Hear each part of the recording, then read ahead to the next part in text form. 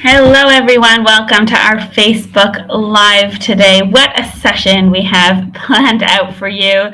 It's a session that we had been planning for quite a while and it was postponed. So we are so glad to bring it to you today. If you're joining us in the audience, please let us know where you're joining from. We love to see where everyone is tuning in from all over the world. I see Mary from Ireland, Stephen from Indiana.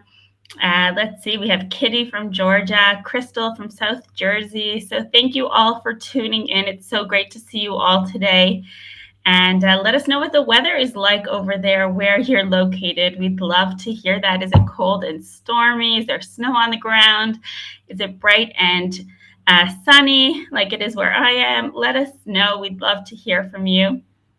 So, a lot of great things happening here at MyHeritage recently, more than we can even discuss in one Facebook Live, just so much going on. For those of you who aren't updated, this past weekend was Roots Tech, the largest genealogy conference of the year. And as usual, MyHeritage had lots of announcements, lots of different things that came out. We were so thrilled to be able to introduce them all to you. If you missed our announcements, definitely go check out our blog, blog.myheritage.com, and we have all the announcements there.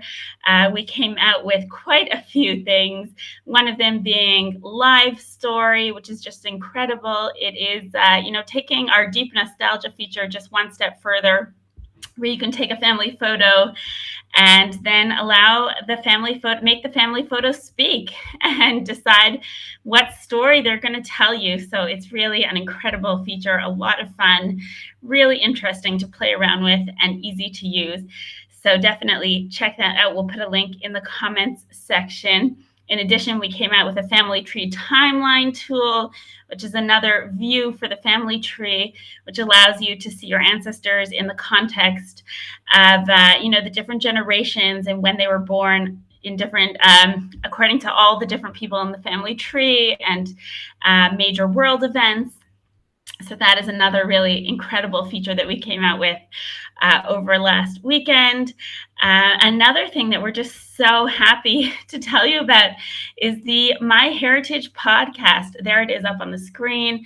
Blast from my past, the first ever MyHeritage podcast. It includes true stories of incredible family history discoveries.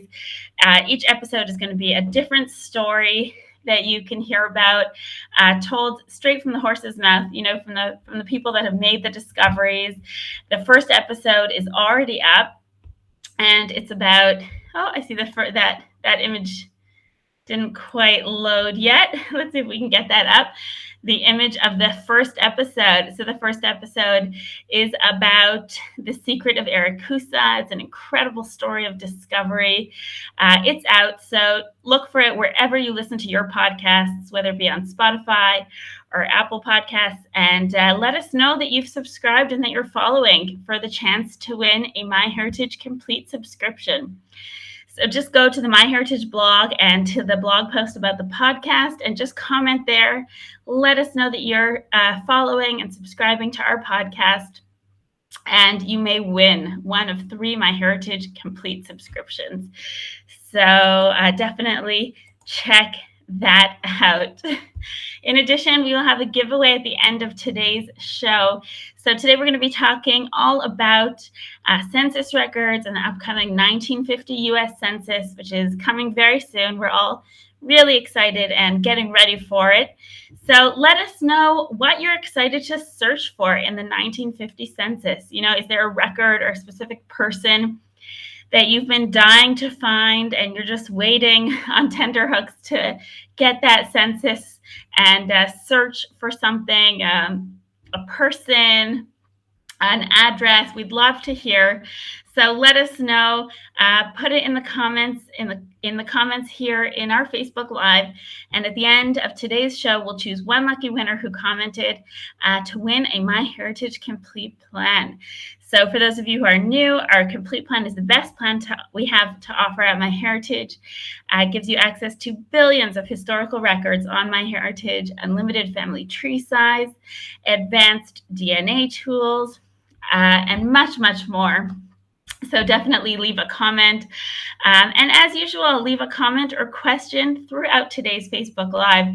If there's anything that comes up that you want to ask Thomas, that you want to ask me about MyHeritage, just let us know. Put it in the comments section, and we hope to get back to you and to answer comments at the end, questions at the end of today's show.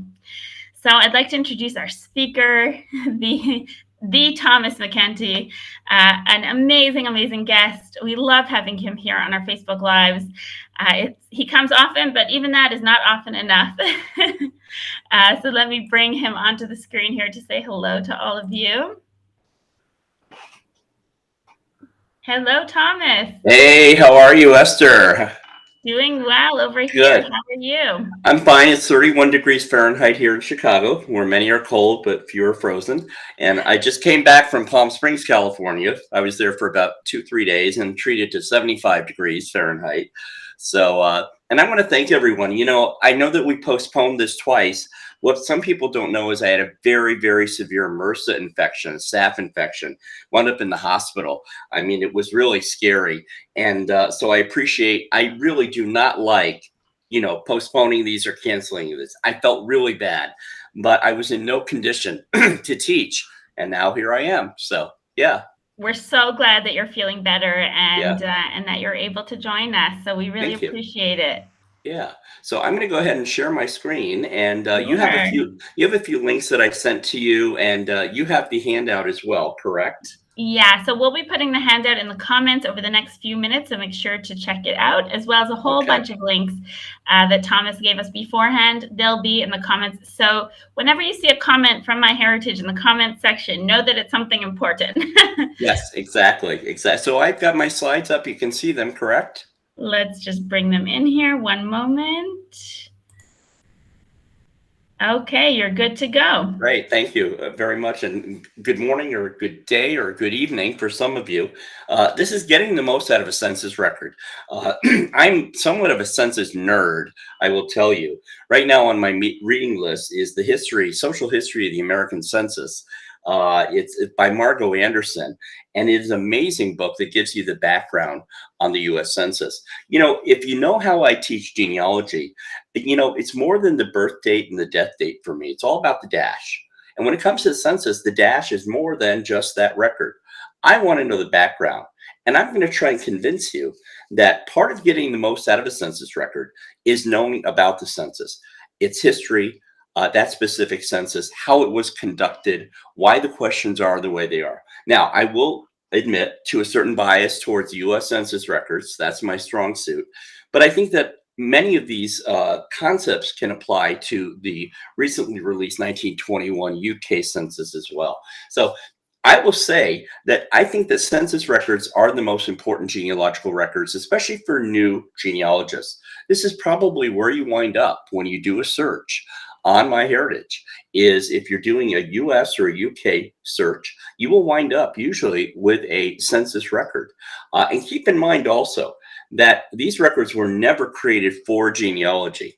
Here in the US, we benefit from it. You know, it's Article 3 of the US Constitution. It says the census is to be taken every 10 years, starting in 1790, and it's a head count of residents. And the reason is it's to apportion the House of Representative seats fairly among the states. Okay. And so it has so much information. But what I contend is when you do find a census record, you're really not wringing it out and getting everything that you need. Okay.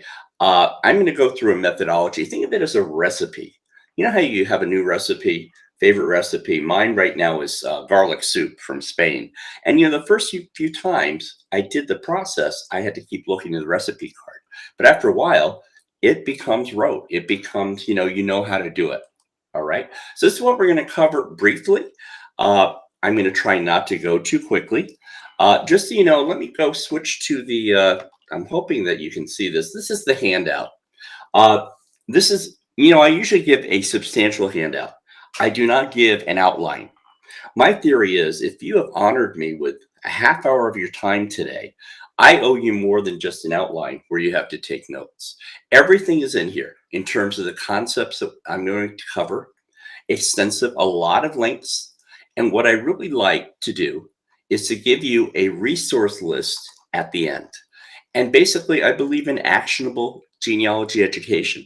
You can pick this up later today or next week or next month and use it as a reference. Okay. So I just want to point that out, and Esther will make sure that you have access to that as part of this. And I believe it'll be in the knowledge base at MyHeritage when we're done. So why are they important in genealogy research? You need to know the history and background of each census. Don't assume every census is the same. These are my search tips for locating census records. There's a process: access, download, cite, rename, and preserve. And I use that for every record. How to extract that census information. I apologize, I'm still having my coffee here. Look for the not so obvious, and then your resource list. Okay, so we're gonna get started. I will show you an example, probably using a 1940 US Census population schedule for my grandfather, Alfred Austin. He was born in 1916 in Jamaica, Queens, New York. So why is this important? Why do we gravitate towards these records? And I love the fact that they weren't meant for genealogy. We think that, oh my gosh, these are great. But it is that first record that I almost always find, when I do something on MyHeritage. And it's not just about that person. It also gives me an idea of the household.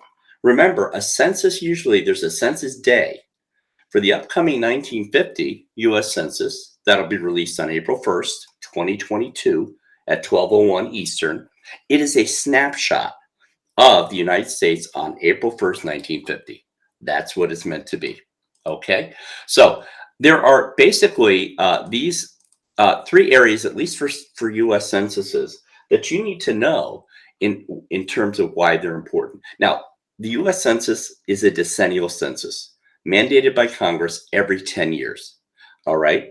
Then there are these census schedules, which you may not know about. Everyone thinks, oh, it's a population schedule. Well, we benefit from these other schedules. The census was greatly expanded over what the constitutional mandate was. And don't forget these state and territorial censuses. So I'm going to go here to a 1900 US Census. And basically, you can do a search. Let me see if I can find my second great grandfather, William Dents Austin. He was born in 1862. And let me see if he was, I'll just say residence is Lowville, which is in upstate New York.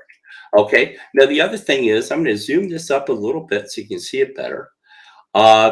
You can put in keywords. One of my beliefs is don't go too narrow on your search. And here I'm going to say search, and I should be able to find, and that's not him. I'll have to go and look, but all these records here. And what happens when you do get a record, remember, you click on the name and you have what's called, this is what I call the record. And then you scroll down and there's an image. Right? Okay, so that's the difference. So the US Census, I can go ahead and look at this. Let me enlarge it a little bit. It asks, it says when it was enumerated, where it was, and it asks all these different locations. And yes, they're handwritten. At least for my ancestors, usually the enumerator, the handwriting was so bad they had their own font. So you will need to know cursive and how to read it. But they all ask different questions. Sometimes about nativity, where was your father born, your mother born, what citizenship, occupation. It depends on the census. Okay, let me go ahead and close that.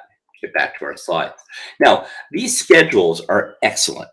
Now, there are agricultural schedules, business schedules.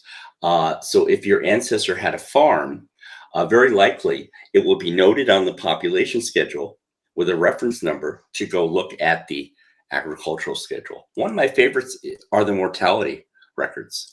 Now, these were from mortality schedules from 1850 to 1900. What did they do?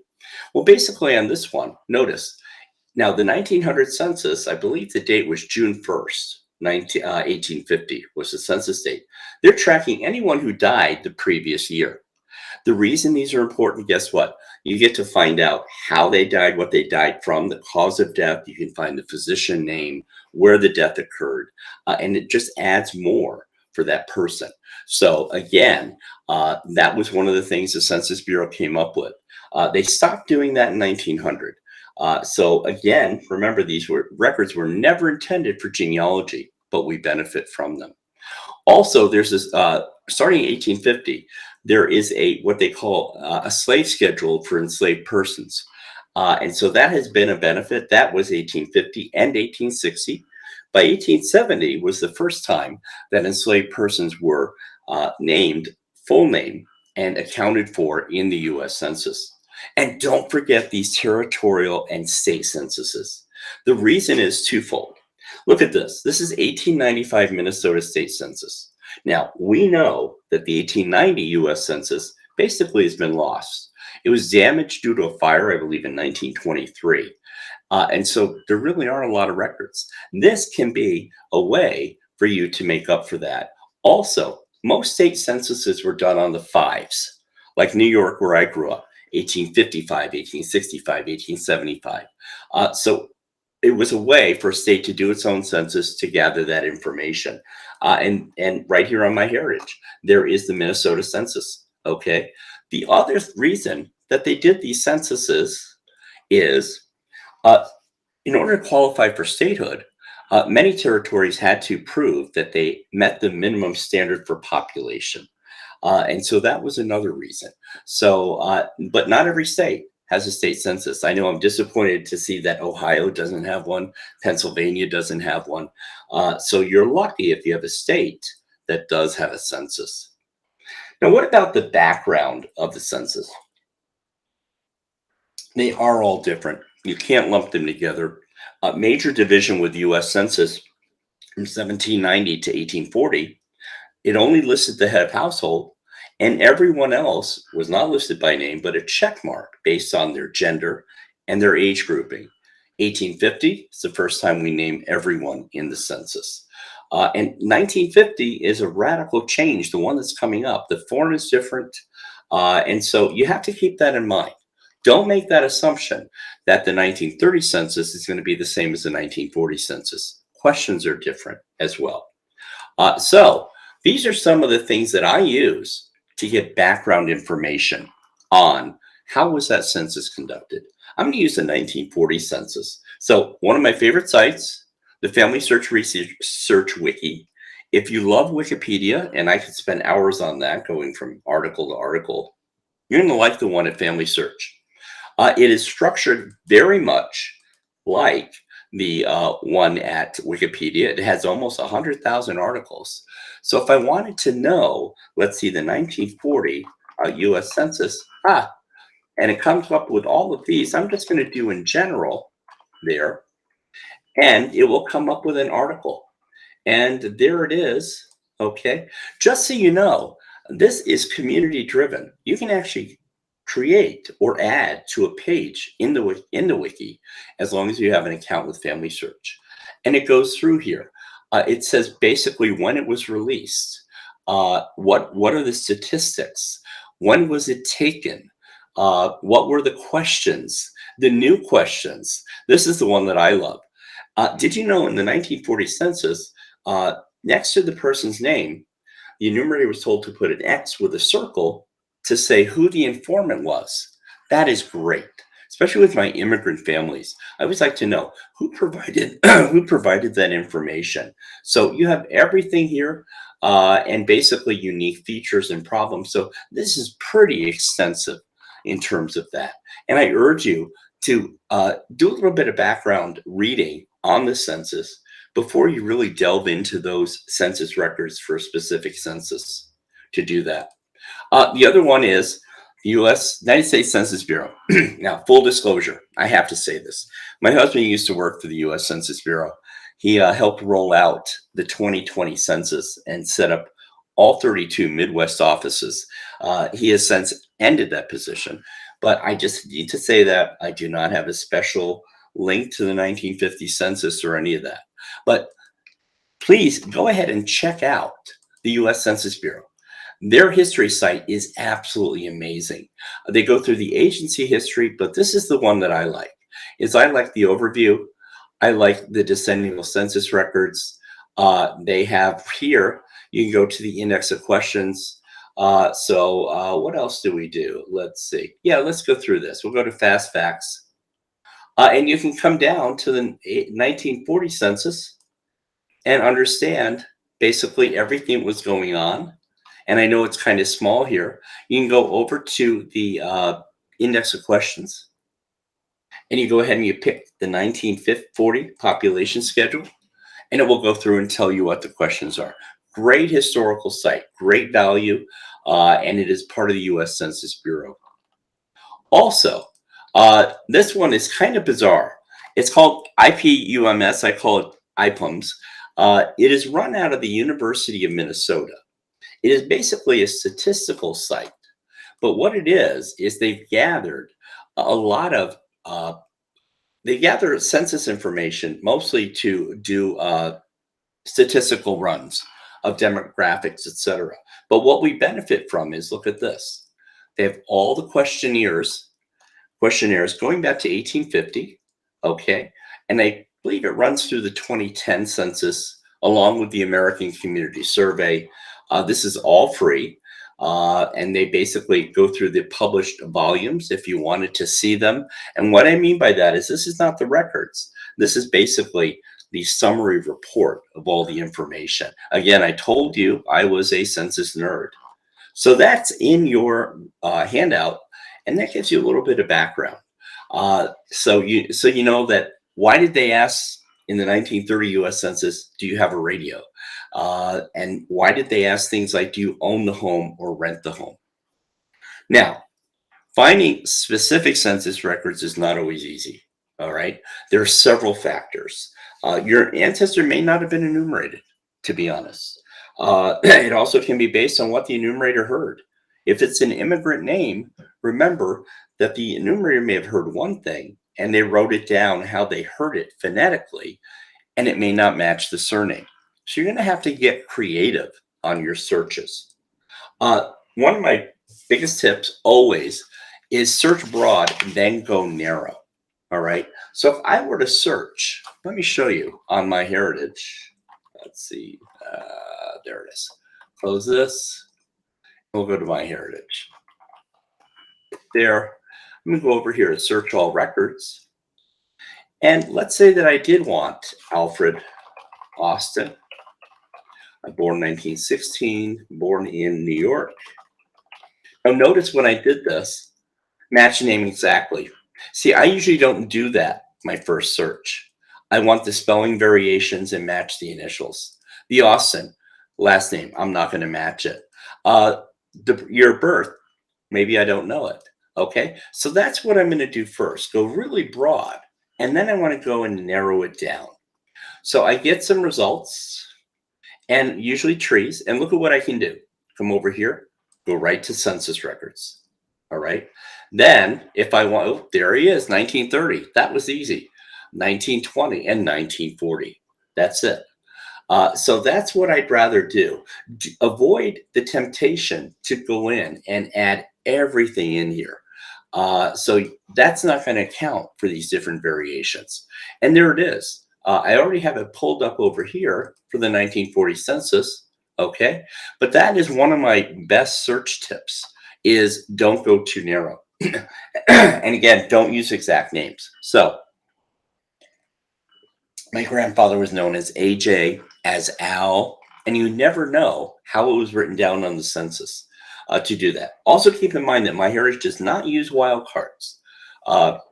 Some genealogy search engines do. If you know what a wildcard is, it's an asterisk that accounts for different variations in a search. So you don't have to worry about that.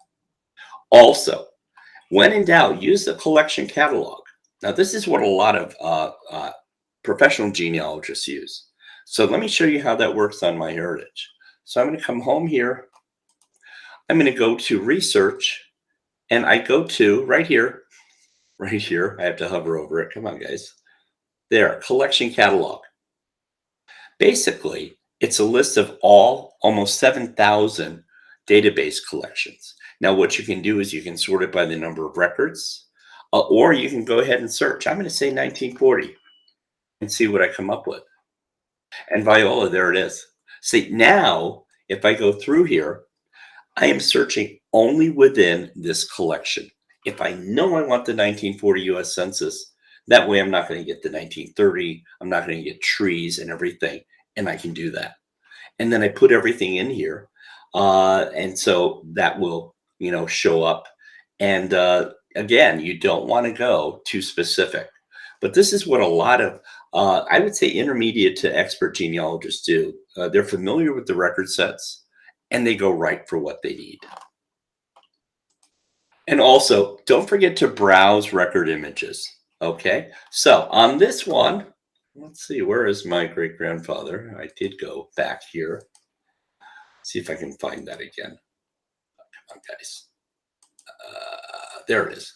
Okay, so if I'm going to go here and I'm going to pull this up, and what I can do is, you notice it's different images here. All right, and I'm going to move and find this. Hold on. Where is he? Bump this up a little. And there he is down here. Okay, you see my grandmother was the informant. It says X with a circle. All right. And, this says check if household continues on the next page. See, if you were to take this at surface, it would say, oh, they have one daughter, Anna. I'm going to go over to the next page, which is, and do it up here. Let's see. There it is. I'm going to go over to the next page, and I'm going to continue and see that. Very often, what I will do when I can't find someone, I will look at an enumeration district and browse and read every page. This is also a good way to find out your fan club information, friends, associates, and neighbors. What do I mean by that? Well, let's say my Hennebergs came over from Germany. They lived in an apartment building in 1910. I want to see who else spoke German in that apartment building. Maybe they were part of their network. I want to see who has the same occupation. So that's why browsing is really good. Also, remember, indexing is not a perfect science. It really depends on how that name and information was indexed. Access, download, cite, rename, and preserve. Now, this is the process that I use for almost every record. And these are my recommendations. So the first thing is access. When you access that record, remember, this is the record. It has all this information about the record set. It might have related records. You come down here, and it's going to list the household information. You can actually suggest corrections for errors. You can put comments down there. All right. And when you save record, you're saving it to your tree and MyHeritage. One thing that I always recommend, please, is right away, go ahead and save this image and save it locally to your computer. Let's see what we get. There it is. And is this the one? Yes, it is. And so if I want, one of the easy ways to do it is I can go ahead and right click and say save image as, and it's going to save it. Just excuse all my goofy stuff here. And you notice it's going to give it a weird name here. I'm going to go ahead and save it right here. And there it is. It has this bizarre name. Okay. My recommendation, well, first off, save the image right away locally to your computer. Why? Well, not so much for census records, but did you know that many record sets have a limited license with MyHeritage and with other sites? It can happen. Here in Chicago, we used to have access to birth, marriage, and death certificates over at another site, and not just the index, but the actual images. Well, one morning we wake up and the county, Cook County, decided, oh, we're going to sell these digital images for $15 each. Now, if I had saved all of them locally, I would have to pay that money. So the other thing I recommend is when you see that right here, where is it? I'm going to go to my view, details, date modified. There it is, right here. Okay. and I can't enlarge this, I always rename the image file right away. My theory is this, that does not tell me anything about the record. I want to know what the record is before I go ahead and open it up. So come up with a naming methodology. This is mine, and I will type it out. So I'll say Austin is the last name, all caps. Alfred, J, B 1916. The reason I do that, that's his birth year. I have several other Alfred Austins in my tree. Then I'll say 1940 US Census. And it was enumerated on 1940-04-01, which is the date. There it is. Okay. And then I can move that over to where my other files are. In fact, right here, you'll see all my record images. Oh, look at what a good boy I am. See? And this way I know. Remember, we're living in a time with Windows 10 or other operating systems where you're not limited to 8. Remember 8 characters for DOS? Yeah, I was the king of the underscore. So it's better to have more information. So I know exactly what is in a file before I open it. That's going to save you time. The time you're saved doing that, you can spend on MyHeritage looking for more ancestors. Okay. And so let's see. So that's access. Remember, we did the download. The download would be the image. The other thing is, though, you also might want to do a source citation. Okay. Those, I know, a lot of us fight those. We don't think they're important. Let me go over here.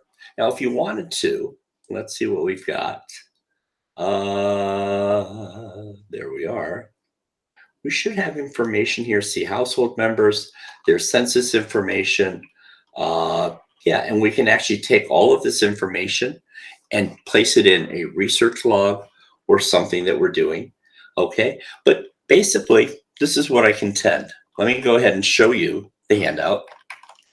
Let's do the source citation business. Okay, basically a source citation. Let me take a little bit of liquid here so I don't lose my voice. Pretend that you're a genealogy reporter. You are, a journalist. What does a journalist do? They say who, what, why, where, and when. That's what they want to know. That's all you're reporting. This would be my source citation for this.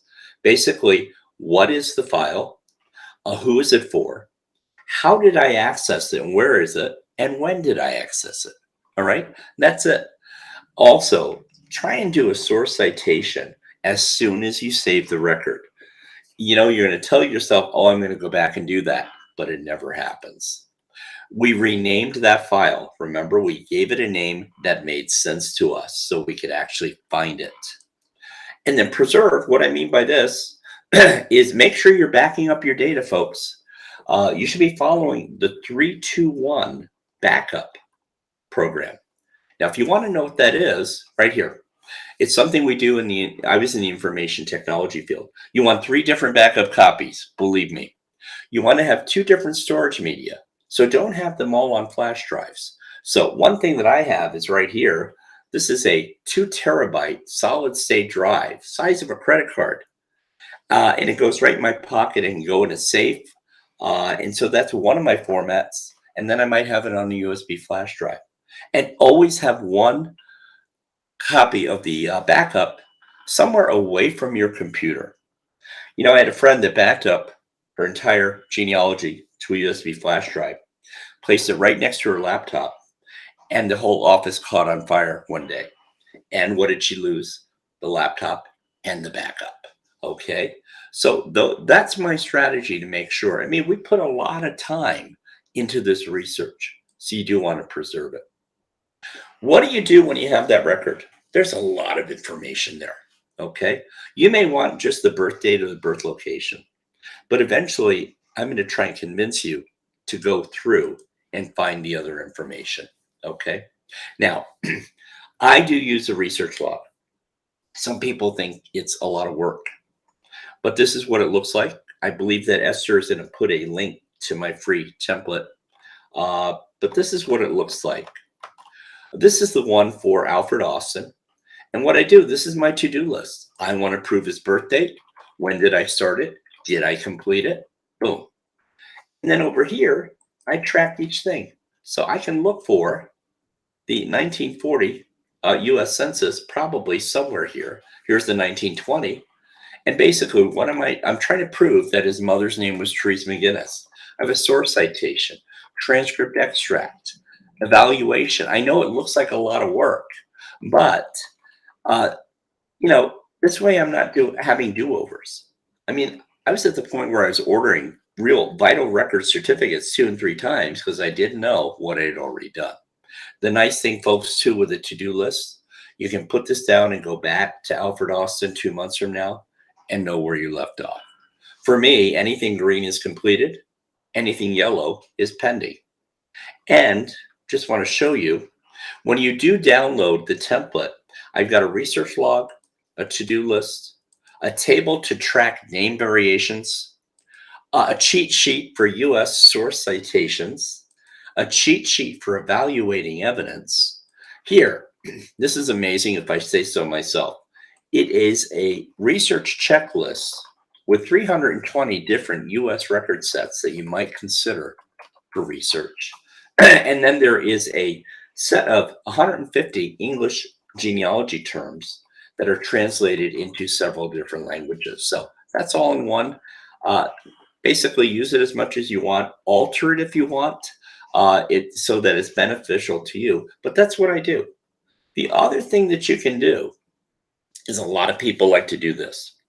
You've got 40 lines on that 1940 US Census, a lot of information. I want to isolate just my family. So people do what's called an abstract. And there are forms over at Family Search like this. This is the 1940 form right here. You can download it. And then basically, if you have Adobe Acrobat, you can basically fill in the information here. Okay. And so a lot of genealogists prefer to do that. It can be a little bit of work, but if you're keeping records that way, consider doing that. And it isolates it. It gets everyone else out of that, and you focus just on your family. So those links are in the handout as well. And again, there's the form. What are the not so obvious things? Now, this again is for the US Census. Every census is going to be different, the UK Census, etc. And every year is different. So this is also why I do a to-do list. I will find some weird things. Oh, well, I think they're weird. And then, the 1900 census would ask a woman how many children she had and how many were still living. Hey, I can tell you, I've realized that I had not accounted for all the children in that family group because of that one question. So that's why it's valuable. These are some of the things. The street name. Did the name change? And that happened quite often. Is a street still existing? Do I want to go look at it on Google Maps and Street View? The dwelling number. In the US Census and the later ones, they put a dwelling number and then they had a family number. Well, if you have a dwelling number and you have 15 families, it tells you it's an apartment building. Start to look at who spoke the same language, who had the same type of occupation. House information. Did your ancestor own their home? And if so, it will give the value of the home in current dollars. And also, were they renting? And if so, what was their monthly rent? So you get an idea of what their economic status was. Relationship to head of household. This is a tricky one. Keep in mind that in earlier censuses, like after 1900, enumerators were restricted in terms of what they could use for a relationship name. They couldn't put in cousin-in-law. So if you see anyone in a family group that's a boarder, a lodger, or a roomer, they have a different last name, they very well may be related. It's just that the enumerator couldn't list that relationship.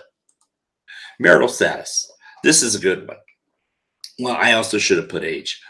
In the US Census, especially starting in 1850, a woman would rather be listed as a widow than listed as divorced. Divorce carried with it a certain reputation. So whenever I see a woman that is widowed, I go ahead and I still search for the husband. I can usually find him 1 or 2 towns over with a different woman and a different family. And so that's more common than you think. So don't accept that. Remember, it's all supplied to the enumerator. Education. This basically will tell you, especially starting in the mid 20th century, up until then, a lot of people completed just 8 grades of education. If someone graduated, then go and look for university records. Occupation. What was their occupation over time? And also see who else on the page had the same occupation. Then miscellaneous information. Now, do you want to know why the 1930 US Census asked if people had a radio? Well, it could actually tell you their economic status. Radios were not cheap. But the other thing is, radio was new media. So the government wanted to know, would it be an effective way to communicate in case of a national emergency? They wanted to see how pervasive radios were at that point. So, and again, if you had studied the background of the 1930 census, you would know that. So we're at the end. I do want to tell you that the resource list on the handout has a lot of this information, a lot of stuff that you want. My cheat sheet for 10 tips for successful U.S. Census research. This one is incredible for the National Archives. The Research Wiki, there's a download for the research log. Guessing a name variation. All of everything, the knowledge base. And this is one that I really like. This just came out. This is MyHeritage has a new landing page on how to trace your family in U.S. Census.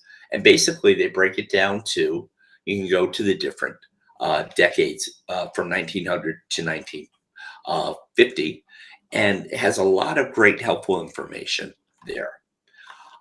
So go ahead and do that. Check that site out. That is listed there as well. And there's a landing page now for the 1950 U.S. Census at MyHeritage. Are you ready? Well, you have everything that I provided, a lot of good resources. And again, we all research differently. You don't have to use a research log. You use whatever you want. But I want to make sure that you're extracting and wringing out that census record and getting the most you can out of it. I want to thank you for your time. Please check out my website, genealogybargains.com. There's a way to sign up for my newsletter, which is quirky. Today is the anniversary of the invention of the Barbie doll in 1959. You would know that if you get my email. And cheat sheets, templates, everything there that you could have. So, Esther, how was that? There, I just have to come back into the screen here and let me remove the slides so we have room to talk here. There we go. That was fantastic. And I see so many comments here of viewers who just really enjoyed this presentation, and it was just so useful. Caroline said, I love Thomas's research log. The data entry gets faster the more you use it. Yes. Irene says, your work is amazing. Let's see, just so many amazing comments. And we do have a few questions, if that's okay. Sure, yeah. We'll start with Victoria. She asked, do you use Excel or Evernote for your research logs? I use Excel. Evernote, this is the problem. Evernote does not really allow, I like tables. I'm a spreadsheet guy. And there used to be a limit. I think it was so many columns and 30 rows. It just doesn't work for me. Evernote for me is more, I use it, the web capture, to capture information that then goes into the Excel spreadsheet. But again, if you want to do a word table, I actually have a friend, Esther, who uses those old black and white composition notebooks we used to use in grade school. And she has one for every family group. And she does things, in here. That's how I started. I've been doing this 45 years, 1977, before the internet. And I use paper and pen. So, yeah. Robert says, greetings from High Point, North Carolina. How are you doing, Thomas? I am fine.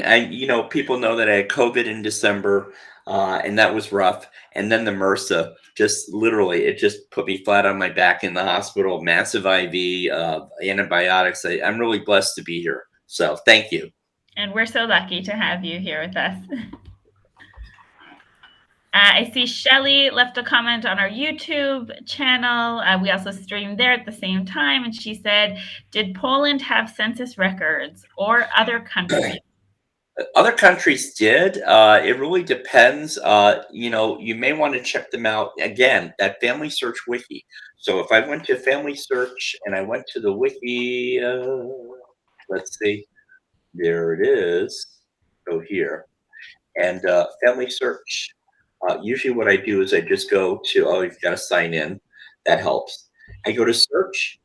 Oh, I have to show my screen. I have a bad habit of doing that. You need to remind me. You need to remind me. Hold on.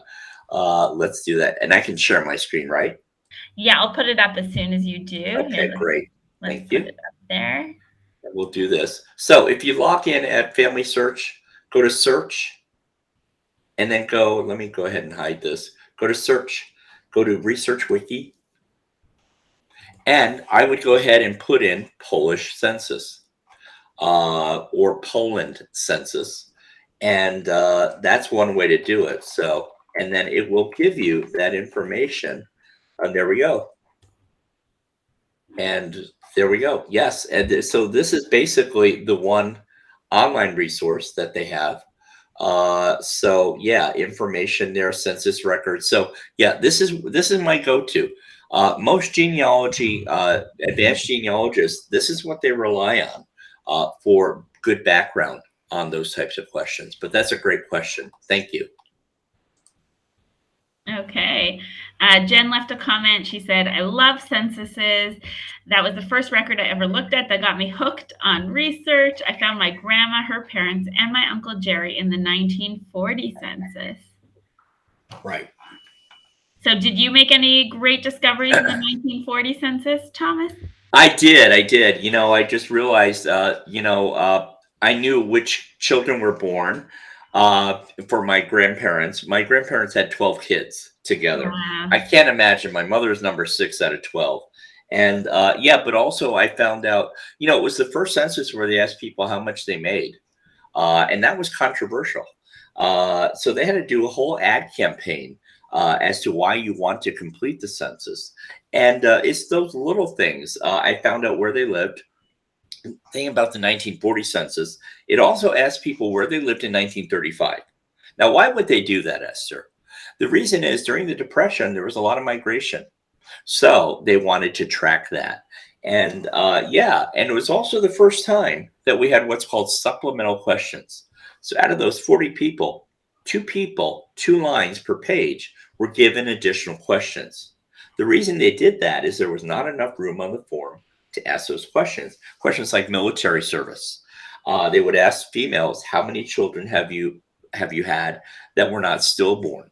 And it's those little clues that can help break down the brick walls. So interesting. Yeah. So interesting. Let's see. There was another question here. Sure. Philip asks, "Is this entire presentation available after?" So it is indeed, Philip. This Facebook Live, as well as all of our past Facebook Lives, are available on the MyHeritage Facebook page under the videos section. So it should be up there just shortly after we finish today.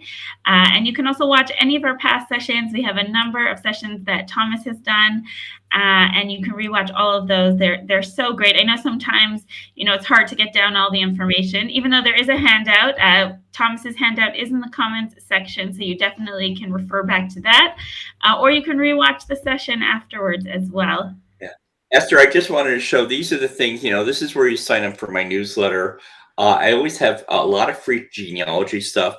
I always list the webinars that are coming up at here, and also Facebook over at Legacy Family Tree. And then I have 33 genealogy cheat sheets. They're all 2-page PDFs. They cover a lot of different things. Yeah, for me, it's all about getting the information out there. So that's really, I just want people to go and check it out. It's a free resource, and that would really help me if you did that. So thank you. Of course. So, and all those links, just check them out in the comment section. We have links to Thomas's handout and to his site. I also wanted to let you know, we did post a link to it earlier, but just to let you all know about the MyHeritage new census site that we have up just in time for the 1950 census coming out. And Right. it's our census hub, our brand new US Census hub, and it's available for all of you to prepare yourselves for the release of the 1950 census and get unique tips for each one of the different US censuses. And so that link is myheritage.com/census/US, and the link is also in the comments section. So definitely there, it's right there just now. So definitely check that out. It's a great place to get yourself all ready and ready to go for the release of the 1950 Yeah. census. Great. Well, I really appreciate this opportunity. I'm going to go and answer some of the questions in the chat over at Facebook. So if you have anything, I'll be hanging out there for a few minutes. But Esther, thank you so much. I really appreciate it. And we also get to give away a complete plan to one Yeah. winner. We had some really fantastic comments of what everyone's looking for. Do you have something in particular you're going to be looking for once it's released, Thomas? In the 1950 census, yeah, my family, my grandfather, they moved to Jersey City across the river, and I think I know the address, but I want to just prove that, and because my mother spent most of her time in Jersey City, so that's what I'm really looking for. Also, I want to see. I heard that my grandmother worked as well as my grandfather, because from what my mother tells me, all the kids were just they were just hellions. The truant officer stopped by at least once a week. They would play cowboys and Indians and have a fire under the twin beds, the bunk beds, and I can't imagine. So I want to see what the census says about that household. So wow! So you'll have to update us once it gets released, yes, I will. and once you're able to see. So our winner today of a MyHeritage Complete Plan goes to Jeannie Watts, and Jeannie wrote to us and she said, "I will be looking for my mother in the first census she was alive for, but the real gem will be finding, I hope, a grand aunt who went missing from all records in 1948. No one in the family seems to know where she went, so the census could potentially solve a family mystery." One suggestion on that is you will find that this is the first census after World War II, which changed the social fabric of the United States. A lot of people that you may have found in the 1940 census, basically, they may have served in the war or they may have been part of the war effort, and they just went and they set up a new life somewhere else. That's what I think we're going to find.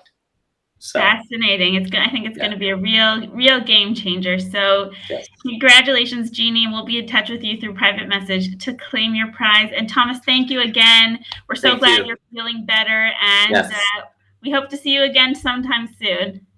Okay. Thank you, everyone. Bye, everyone.